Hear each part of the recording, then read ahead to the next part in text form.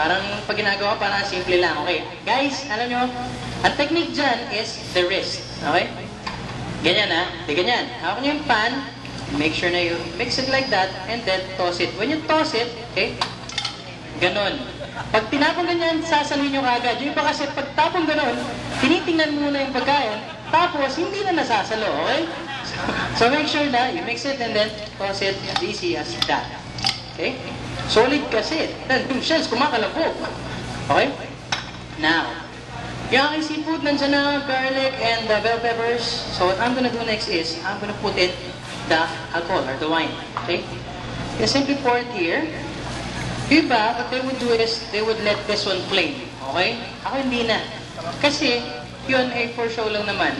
Ito, mag-evaporate pa rin yung alcohol from the wine na nilagay natin.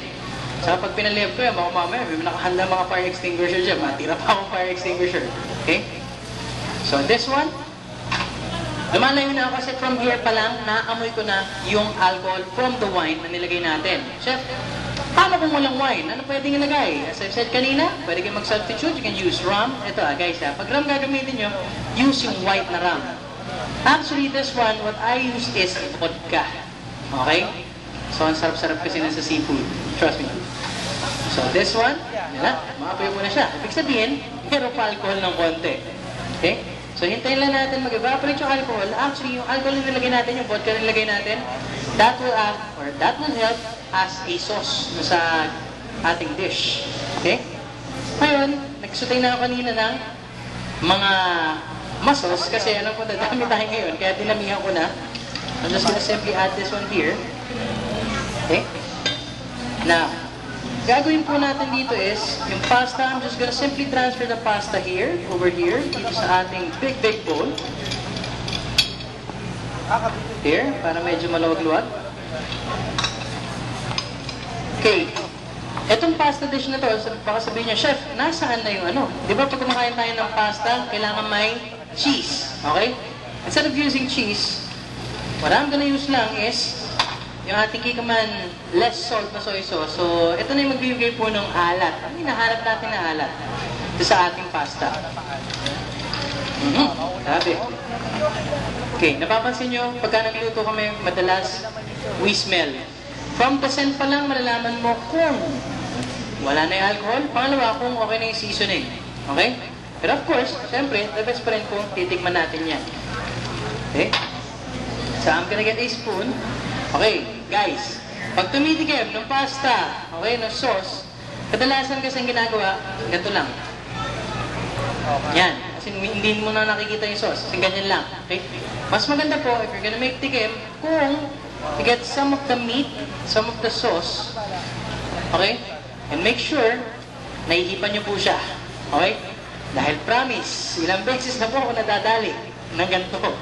Kasi hindi ko siya hinihipan po eh. Guys, kita mo naman yan. Grabe. Actually, the alcohol, it helps remove yung lansa doon sa seafood natin. Okay? So ito, oo. Di ba na ng konti? Init. Okay.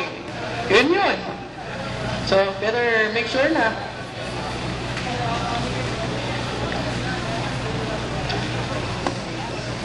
cover. Yummy.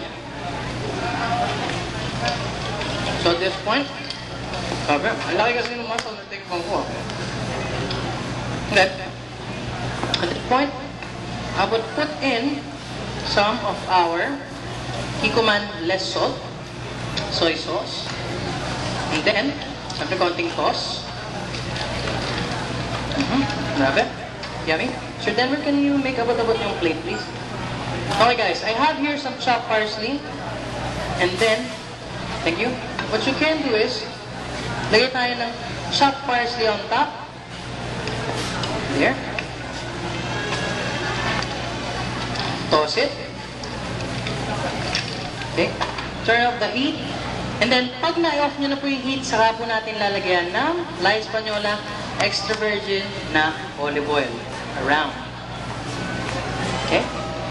So, wala nang nilalagay na, ano ba? Pag wala nang heat, saka po natin lalagay. Some ground black pepper. No more salt kasi yung ginamit na natin pang flavor is yung ating Kikkoman less salt na soy sauce. A simple toss. Okay. Okay. Now, what I'm gonna do next is I'm gonna get some of our mixture here. There we go. Little bit of the mussels, yung mga natanggal sa shell.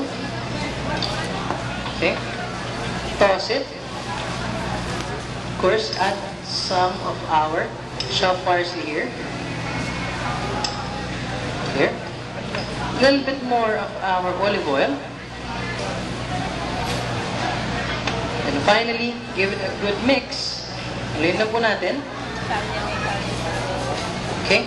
We're gonna put this one on a plate. Lagay po natin sa plato.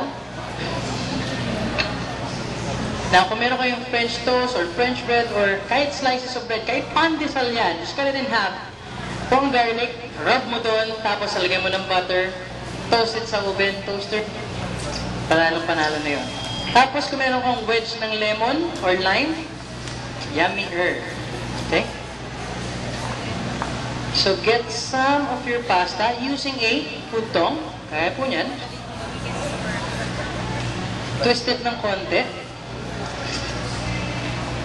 There we go. And finally, of course, baka sabihin nyo, pasta lang yan, lagyan natin siya ng mussels. Okay? Siyempre, pipiliin ko yung malaki-laki ng konting mussels. See? Don't move. Please, don't move. Don't move. Don't move. Oh, nag-slide. Dito na lang. See? There. More here. Okay. Pupunta tayong konting-konti pa. Minsan nga, ibang muscles may kasama ng extra muscle pa. Ayan, kagaya nito. Or here. And here. Wow.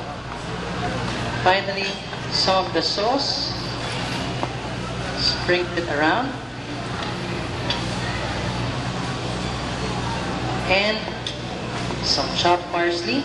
And guys, alam nyo, as easy as that, ito na yung tinatawag natin na spaghetti and clam sauce pasta. Pwede rin po kayo maglagay ng parmesan cheese if you want, pero as is, okay na sa akin to. So, Sir Denver, thank you. So guys, we're just gonna simply prepare everything dito para matikman na natin. Habang pinaprepare po natin yan, I give the floor again to ma'am. And then I'm gonna finish this one so that everyone can have and enjoy our second dish for today. So ma'am. Okay, ayan na po yung ating parang mga nakaano na kayo. Abang ha? O palakpakan na ako natin yung recipe ni siya. Parang mga nakagano na kayo eh. Alam niyo po, ang dito lang sa gilid na amoy ko. In fairness, masarap ang amoy. Siguro lalo na pag inikman. So habang pine-prepare, ayan, oh my God. Na ano ko na, na-perfect ko na. Habang pine-prepare, ayan, yung